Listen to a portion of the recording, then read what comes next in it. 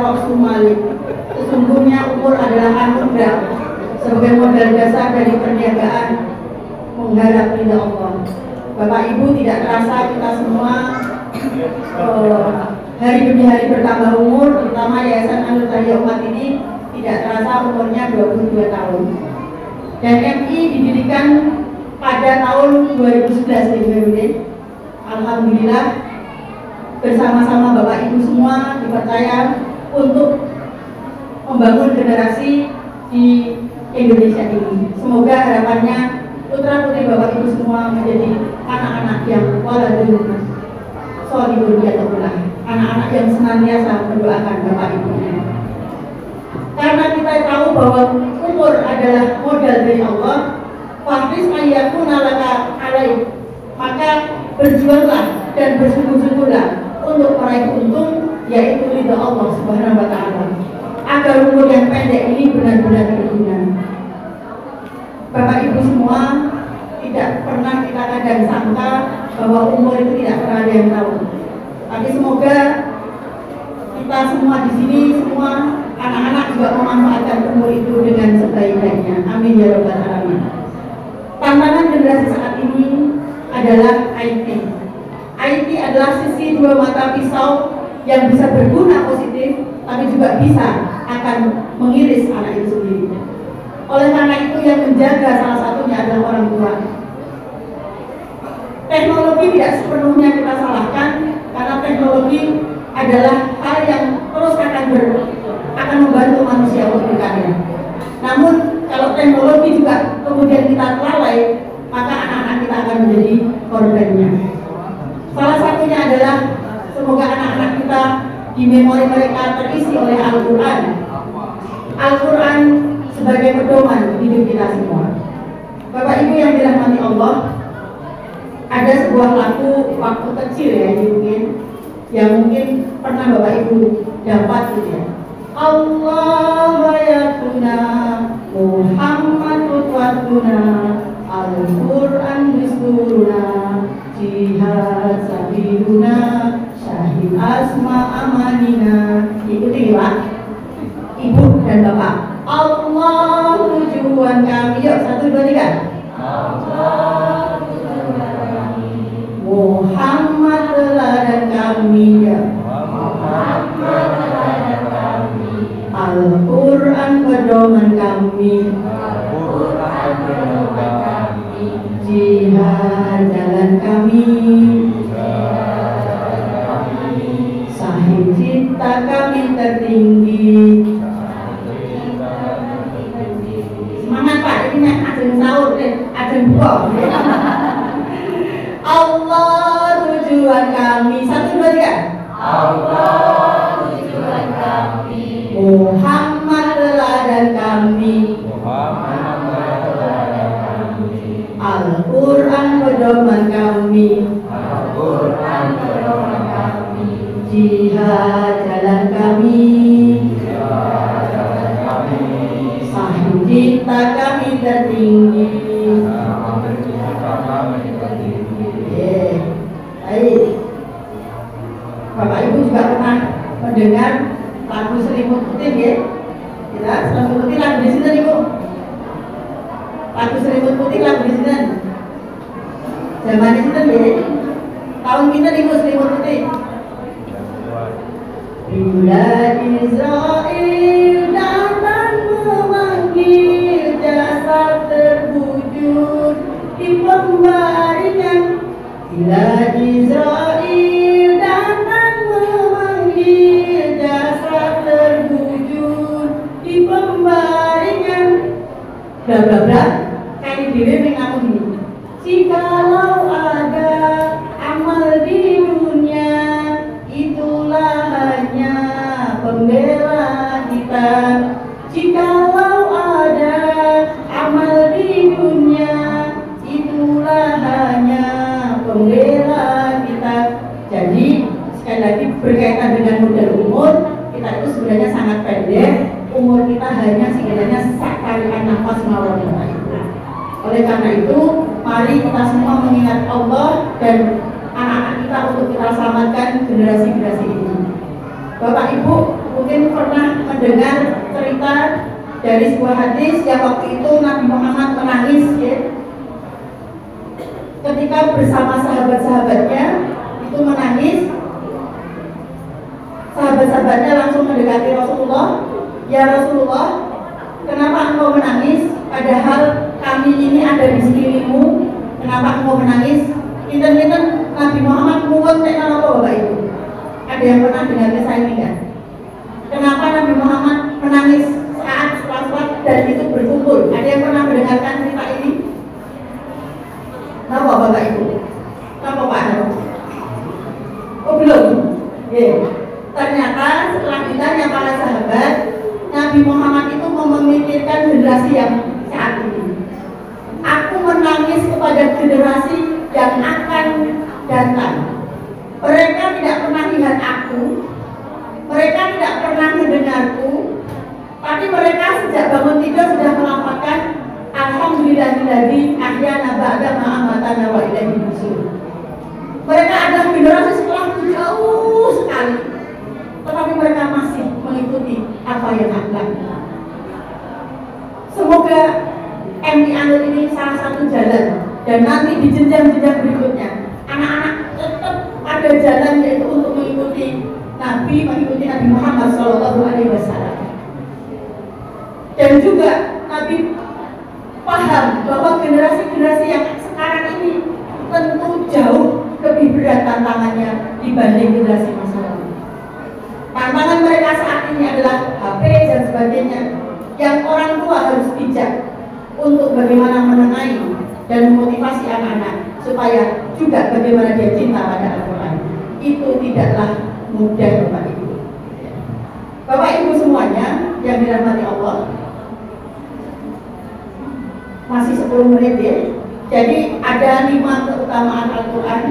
Kenapa kita ingin menguatkan saja hari ini? Bapak Ibu tentu kegiatan ini kita maknai karena sudah beberapa tahun pandemi tidak terasa ya.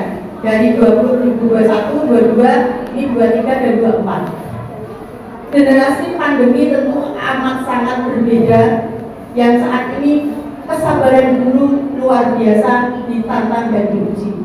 Untuk itu derek mawon dongake guru-guru anu ini tetap diparingi kesabaran dan juga diparingi ilham dari Allah untuk supaya mereka mengajar dengan hati tulus serta diberi hidayah irsyad untuk selalu menunjukkan anak-anak ke jalan kebaikan.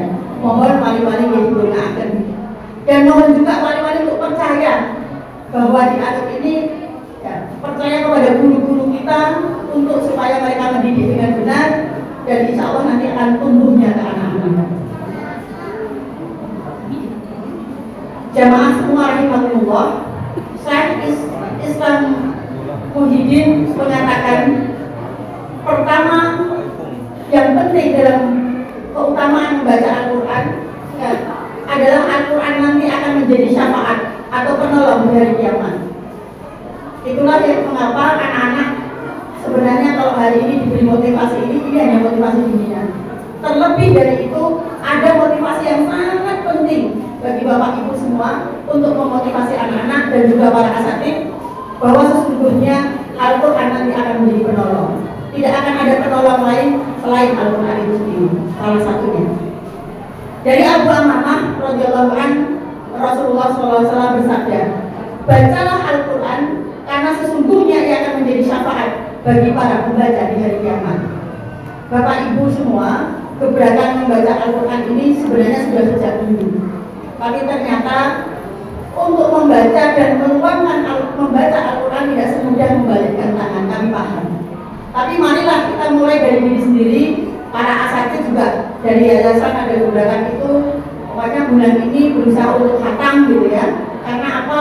Ya, karena kalau kita sadar bahwa khatam Al-Quran itu sesungguhnya akan banyak faedahnya. Membaca Al-Quran berulang-ulang itu nanti anak-anak juga akan lancar lama-kelamaan gitu ya. Itu yang pertama. Jadi Al-Quran itu akan menjadi syafaat penolong di hari kiamat nanti. Yang kedua, orang yang mempelajari dan mengajarkan Al-Quran adalah sebaik-baik manusia. Jadi Bapak Ibu, kalau ingin anaknya yang paling baik menurut Allah, Ya, mereka lah orang-orang anak-anak yang belajar Al-Quran dan kemudian mengajarkannya.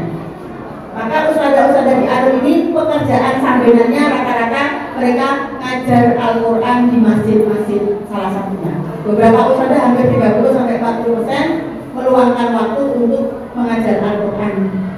Di samping di sini kenapa kita tidak kemudian tetap mencari guru luar untuk membantu, tetapi guru pokok adalah guru Alun supaya apa? Jika mereka itu mengajarkan anak-anak, bukankah mereka itu akan mendapat pahala? Itulah kenapa kita berusaha untuk mengoptimalkan juga dari guru Alun. Dan juga terima kasih kepada volunteer yang tahun kemarin membantu, yang semester kemarin membantu, ya semester sekarang belum kita anu lagi. Karena apa? Karena memang mau tidak mau ketika kita ingin menyebut anak-anak satu persatu memang butuh tenaga yang amat banyak, sehingga waktu itu ada gerakan volunteer yang membantu untuk itu. Kami hanya tidak bisa menjanjikan apa-apa, waktu itu hanya bilang, Ibu kalau ingin menjadi sebaik-baiknya orang, salah satunya adalah orang yang mempelajari Al-Quran dan mengajarkannya. Itulah orang-orang yang sebaik-baiknya Al-Quran. Dan jangan dikira Bapak Ibu ngajar Al-Quran itu hampir nek Gusti Allah mboten pareng nggih mboten badhe diizinkan. Saya sudah nyoba waktu itu di Bandung 2 tahun, ya. Saya ngajar Iqra pada anak-anak pinggiran kos saya, ternyata tidak ada yang mau. Sontak saya nangis, ternyata murid itu sebenarnya Gusti Allah. Jadi kalau nggih selalu menghibur ustadzah-ustadzah, murid kaya ngomong mbok openi sebab kuwi sing nekake Gusti Allah. Ojo mepet internet Gusti Allah orang menawi murid ora iso.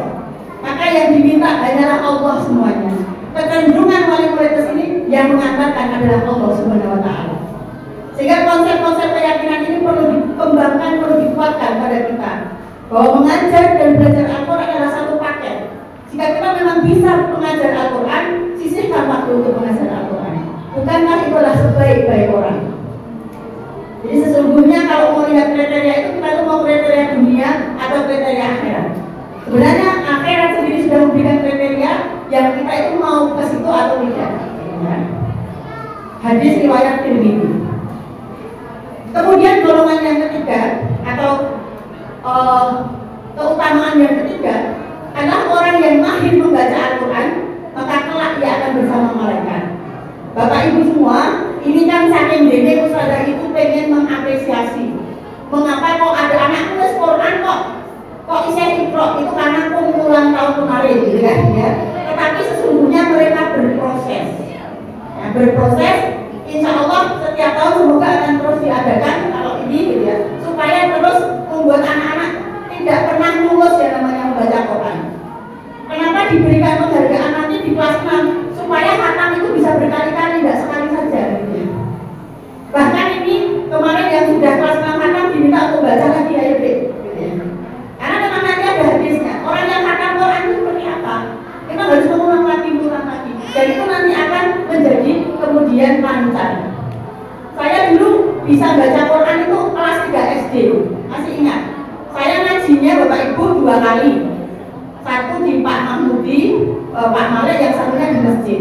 Ya, effortnya gitu ya. Itu sampai sore, nanti maghrib ngaji lagi. Sebagian besar waktu saya banyak untuk ngaji. Tapi karena orang tua saya yakin bekal pertama itu Al-Quran, ngaji lo akhlak itu aja. Akhlakmu temen, gue bakal bejo. Nah itulah yang mengapa menjadikan saya, Masya Allah ternyata betul Al-Quran itu salah satunya adalah bisa memberi motivasi kita sendiri gitu ya. Dan bukan iming-iming dunia. Waktu itu saya baca Quran di depan, wala takul lahuma uffin wala tanharhuma wa qul lahuma qawlan karima waghfir lahuma janaha dhulli minar rahmati wa qur rabbirhamhuma kama rabbayani shaghira. Begitu saya menerjemahkan, orang tua saya langsung tanya bukan karena bangga. Kowe wis ngerti lho sing tak waca iki. Mumpun Bu, kowe wong tua muni ora.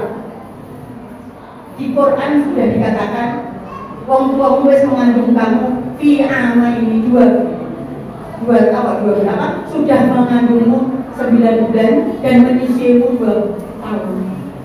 Apa kamu tetap dengan orang tua bilang ternyata gagal itu ada di orang tua Bapak Ibu.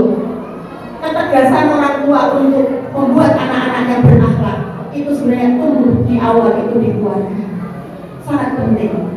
Bahkan saya itu sampai rupanya guru jajan macam-macam karena orang tua saya ngajarkan untuk hormat pada ini. Ojo gampang protes guru itu sumber ilmu, mbok hormati, mbok sayang, mbok ilmu ini bakal nutus nih guru. Itu sampai doktrinnya itu seperti itu. Tapi betul ilmu itu jadi berkah. Karena apa? Kita menghormati guru. Ternyata penting kita itu sebagai wali murid itu belajar taklim ta'alim. Ini cara menghormati guru dan ilmu ini berkah. Dan juga guru belajar tentang taklim ta'alim bagaimana mengajar supaya anak-anak itu berkah. Dua-duanya ini menjadi kunci pembelajaran yang lama-kelamaan ini kok kian hilang gitu kan. Ini menjadi SDM terus berpikir bagaimana kita bisa saling seperti ini. Oke. Oh sudah buka ya. Selanjutnya yang keempat adalah mereka lancar membacanya dan menghatamkan. Ini kuncinya ya, lancar membaca menghatamkan. Semoga anak-anak terus dimotivasi ya Bapak Ibu. Dan orang-orang yang membaca Al-Quran sedangkan masih terbata-bata lagi berat membacanya, maka ia mendapat 2 pahala. Jadi walaupun terbata-bata tetap dipatok 2 pahala. Ya. Jadi jangan lupa itu motivasi akhirat jelas. Dan yang terakhir yang kelima adalah anak-anak kita ketika dia bisa membaca Al-Quran maka sesungguhnya Allah akan mengangkat derajat mereka. Itu saja 5 hal yang penting menguatkan hari ini dan jangan patah arang bahwa anak-anak kita insya Allah terus berproses. Begitu ya Bapak Ibu. Monggo sampurmu nggak boleh kita melanggar ini. Ya, Bismillahirrahmanirrahim. Monggo. Allahumma laka sumtu wa bika amantu wa ala rizqika aqamtu. Monggo diminum dulu. Bismillahirrahmanirrahim. Sudah ini campur. Sudah belum? Sudah belum? Sudah belum? Oh sudah ya. Oke, monggo. Oke, betul kosong, betul sah menjadikan saya gitu. Saya di dalam ini tidak betul kosong gitu. Berdoa Allah untuk bersama-sama. Oke, monggo Bapak Ibu di depan Bapak Ibu wonten kunjungan sosmed. Nanti dilanjutkan sholat maghrib. Sekali lagi saya sebagai SDM ada apa-apa monggo sampaikan kepada kami. Insya Allah Anda terus berproses supaya anak-anak bisa lebih baik gitu ya, dan tidak usah khawatir, semua anak-anak di Alur itu dihargai apapun posisi mereka. Bapak Ibu, ini saya cuma membacakan suratnya Mas Kemo ya, kebetulan Mas Kemo ngirim suratnya pulau. Ibu Bapak tetap dengan tujuh mawon. Mas Kemo itu yang sekolah di Alur lulus tahun 2018. Ini ada yang namanya Elimuddin Ahmad, alumni MI Anwar tahun 2018. Kebetulan ngirim surat sama saya. Pendidikan MI Anwar 2012 sampai 2018. Dia dari PAUD 4 tahun waktu itu ya Sri. Okay. Kemudian SMP 5 ditempuh hanya 2 tahun. SMA Pradita di Gantara 2020 sampai 2023. Sekarang dia di ITB. Nah ini mengirim surat kepada saya. Monggo ini sambil saya ceritakan ya, sambil menunggu. Pengalaman tak terlupakan. Bagi saya, pengalaman bersekolah di MI Anwar merupakan salah satu pengalaman yang tidak bisa dilupakan. Di sekolah ini saya tidak hanya belajar mata pelajaran akademik, tetapi juga nilai keagamaan yang menjadi dasar dalam kehidupan sehari-hari.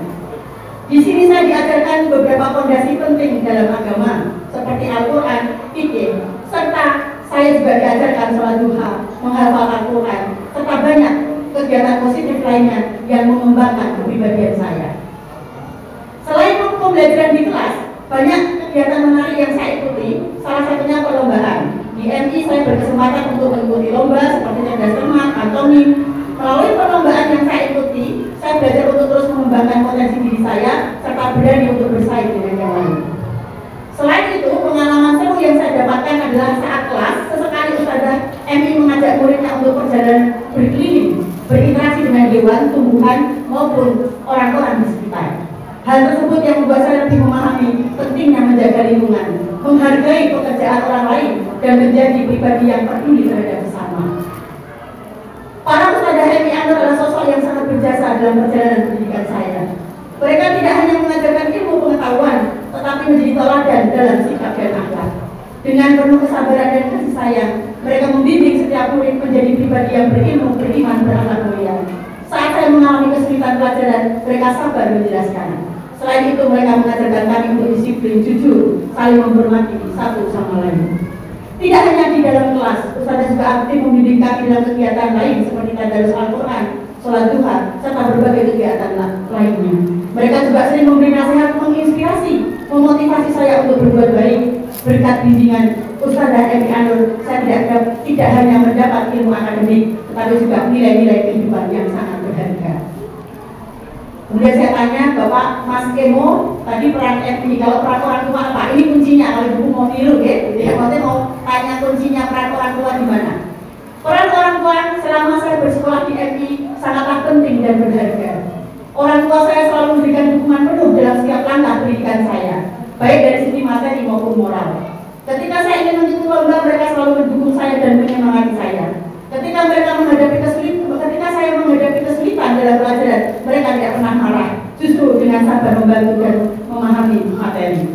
Selain itu juga selalu mengingatkan saya untuk beribadah rajin, berakhlak mulia, dan menghormati guru serta teman-teman. Bagi orang tua, nilai bukan segalanya. Ketika saya mendapatkan nilai yang kurang memuaskan, orang tua saya tidak pernah marah, justru menyemangati untuk belajar lagi. Menurut orang tua saya, percuma jika nilai seorang anak bagus tetapi akhlak pribadinya buruk. Untuk itu, orang tua membimbing dan mengajarkan saya tentang pentingnya beribadah, berbuat baik kepada orang lain. Justru hal tersebutlah yang membuat saya bisa berprestasi sampai saat ini. Emo, gitu ya. Itu tadi surat dari Emo yang waktu itu saya minta, Mas Emo bisa nggak membuatkan surat kepada Ustazah ini tetapi dibuat teman-teman. Itu tadi baru salah satu testimoni dari Anur. Ada beberapa testimoni dari Anur yang sudah kami kumpulkan.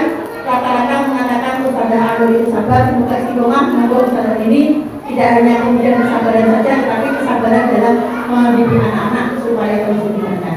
Matur nuwun, terima kasih para wali semua yang hari ini mengkhususkan waktu untuk anak-anak Bapak Ibu semua. Semoga terhitung amal jariah semuanya. Bila itu